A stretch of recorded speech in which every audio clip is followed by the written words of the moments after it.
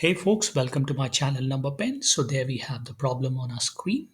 Find the derivative of sine inverse of 2x divided by 1 plus x square with respect to tan inverse of x, right? So again, we have a problem here where we've been asked to find the derivative of one function with respect to the other. So far we've been doing dy by dx where dy by dx is nothing but derivative of y with respect to x, right?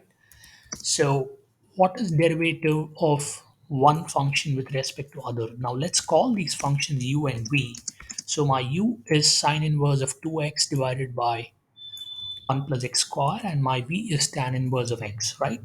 So I've been asked to find derivative of the sine inverse function with respect to the tan inverse function, right? So what does that actually mean? My derivative of u with respect to v.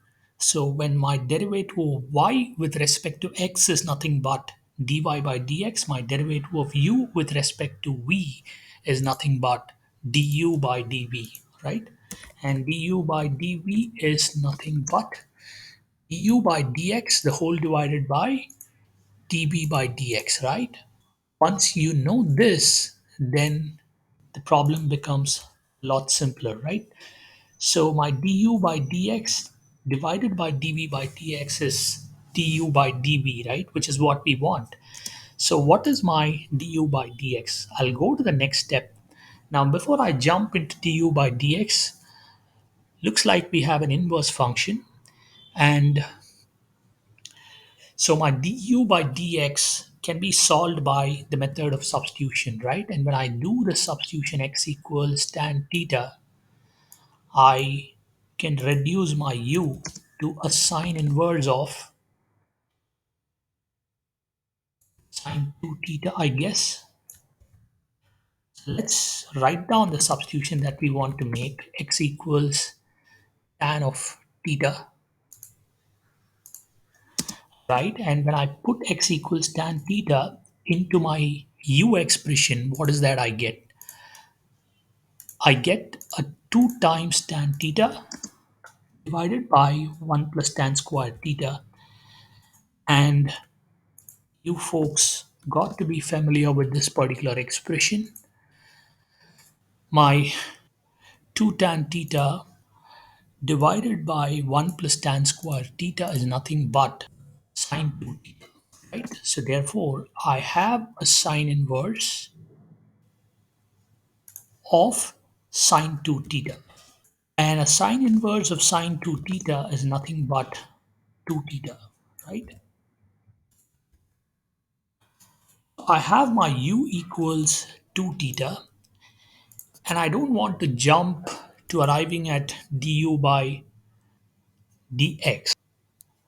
Let's work out our v as well in terms of theta. I'm going to make the same substitution because we've got a tan inverse out there. And when my x equals tan theta, my v is nothing but tan inverse of tan theta, which is nothing but a theta. So I have my u equals 2 theta. I have my v equals theta, right? So now I have both u and v in terms of theta. And I don't think we'll be committing a mistake if I modify this du by dx divided by dv by dx. I just modify this to write it as du by d theta divided by dv by d theta, right? Right? Because we have u and v in terms of theta, so we don't have to necessarily put back theta in terms of x and arrive at du by dx, and similarly my v as well, right? Because when we have been asked to find du by dv, I can write my du by dv as du by d theta divided by dv by d theta. And now the problem becomes very, very simple, right?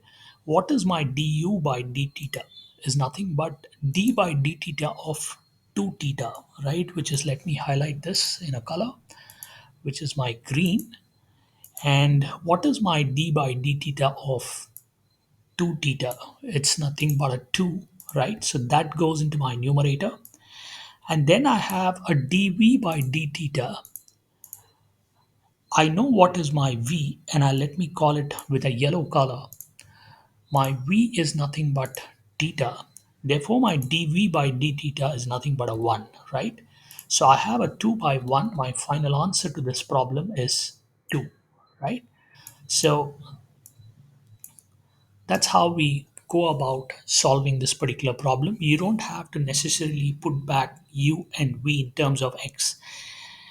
You can also write du by dv in terms of theta, right? I hope you found this content useful. Please do subscribe to my channel and support. Thank you.